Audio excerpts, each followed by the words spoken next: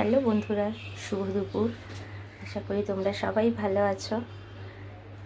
দেখো আজকে কি রান্না করেছি তোমাদের সাথে শেয়ার করতে চাই। দেখাই চলো। প্রথমে দেখাই, তাকে এই সবে নামালাম গরম গরম ভাত, আর এটা হচ্ছে আলু উচ্ছে ভাতে মাখা। লঙ্কা দিয়েছি, লঙ্কা কুচিয়ে দিয়েছি, আর তেল দিয়েছি। আর প্রেশারে, যেহেতু হাই প্রেশার আছে আমার শাশুড়ি মায়ের কাকার, ওই জন্য প্রেশারেই নুন দেওয়া হয়, ওই জন্য আর কাঁচা নুনটা দিই না। আর এটা হচ্ছে নোটে শাক চচ্চড়ি, যে কুমড়ো আছে, কাঁচকলা, আলু, বড়ি আর একটু সাদা তেল বাটা দিয়ে করেছি।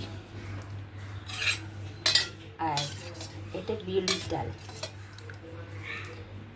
ডাল, আলু পোস্ত, আর করেছি আলু কচুর দম। একটু ঝোল ঝোল রেখেছি, নাহলে ভাতটা খাওয়াবে কি দিয়ে, কারণ কাকার একটু ঝোল লাগে। আর এটা হচ্ছে আলু পেঁয়াজ ভাজা। সকালবেলা আমার শাশুড়ি মা আমার কাকারাই করে দিয়েছিল, আমি খেতে ভালোবাসি বলে আবার আমার জন্য একটু রেখে দিয়েছে, ভাত দিয়ে খাবো।